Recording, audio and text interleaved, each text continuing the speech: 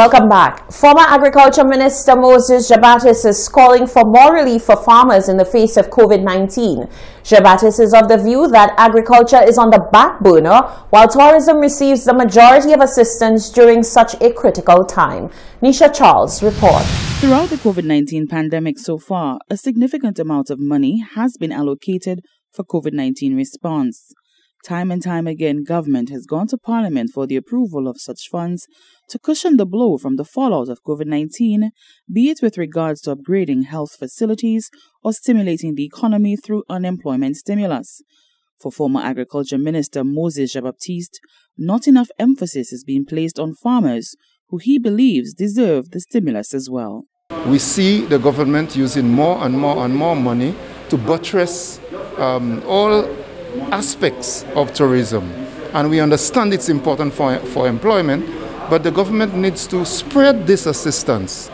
The fisheries subsector, livestock, crops, sea moss, honey producers, all of these subsectors can assist with what we are going through, and especially what we will go through in the next few months, possibly in the next year or the next 2 years. He says the monies used for COVID-19 response should be disbursed more evenly across the various sectors. 77 million, another 30 million US, some of it to COVID response. Today, 54 million. And if you count, you're talking over 100-something million. Where is all this money, and where has all of this money gone? And we are not seeing the impact in the subsectors that can really cushion the impact of COVID-19 throughout the economy. Agriculture, fisheries, production, people with cottage industries. We're not seeing that kind of assistance, and I would love to see that. On Tuesday, parliamentarians went before the House of Assembly to seek permission to borrow $20 million from Taiwan's Export-Import Bank for the country's COVID-19 response project. Shasney says it was merely a repurposing of an existing loan which was meant for agriculture feeder roads. For the Hot 7 News, Nisha Charles reporting. Now, the leader of government business, Mary Isaac, has sought to elaborate on how the government intends to spend the $20 million which is earmarked for COVID-19 response. For health emergency response, Madam President, we have $10,324,024. That translates to, for those who wish to calculate it, because this is how the $20 million is divided. For those who wish to calculate, that is $3,840,500. And this is in our estimate of expenditure, Madam President. So this is not new borrowing, and I can give you the page numbers, so you can take a look at it in the budget document right here.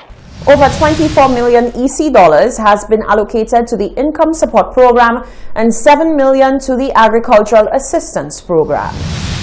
The budget support for various projects, Madam President, that amounted to $11,869,747.10 EC, and that translates to $4,415,500 US. And that totals EC dollars 53,764,000 EC dollars. That was Health Minister and Senator Mary Isaac.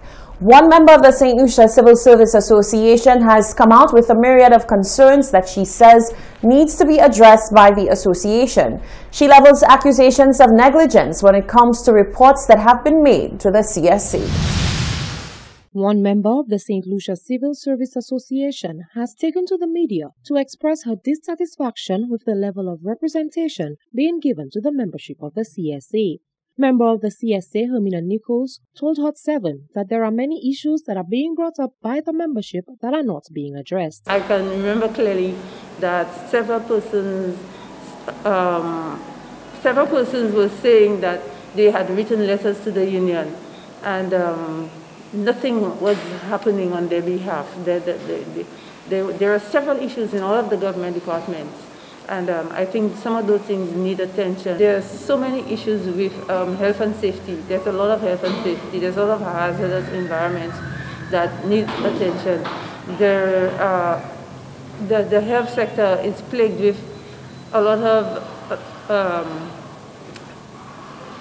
issues, with they lack resources so much. The shifts, there's a lot that can be done. Nichols went further, stating that there are many allegations about political interference with unions in St. Lucia and that the campaign of certain individuals was sponsored. We've heard a lot about political interference, conflict of interest, but this election, it is alleged that persons were sponsored by politicians. The campaign was sponsored by politicians.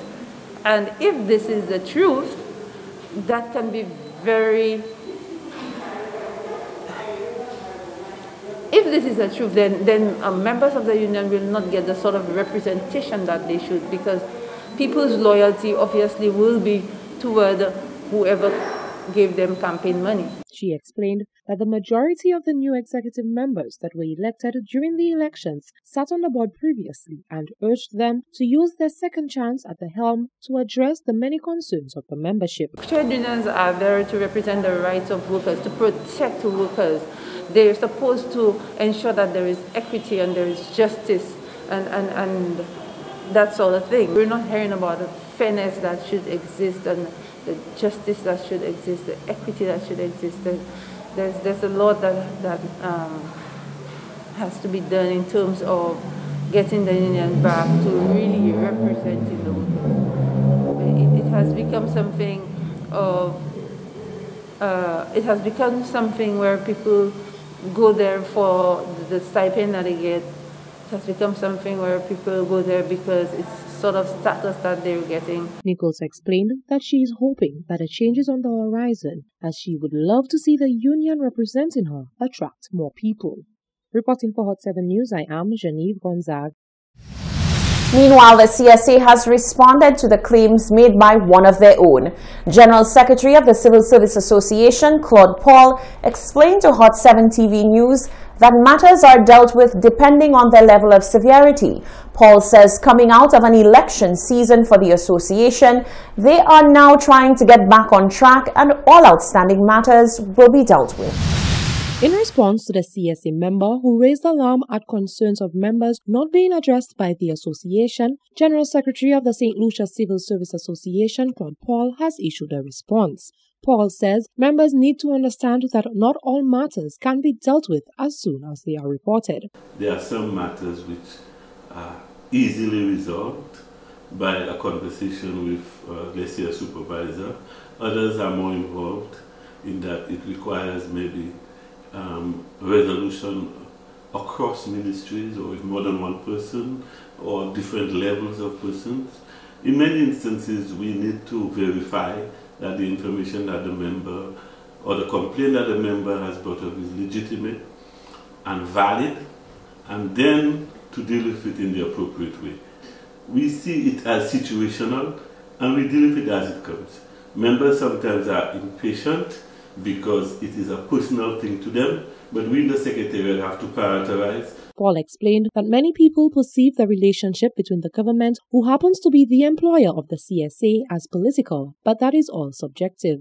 As far as I'm concerned, some people have narrow political interests when they get involved in the trade unions, and we have seen examples in recent times where former leaders of the trade union movement have gone straight into politics as a direct result of their recent activities. And we have seen other instances where, as former trade union leaders, they are perceived as being persons worthy of representing people and are brought into the political or find themselves in the political arena.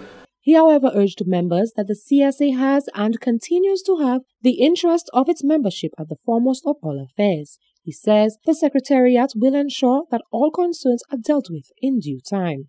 Reporting for Hot 7 News, I am Genevieve Gonzague. Stay with us. The latest weather forecast is coming up next.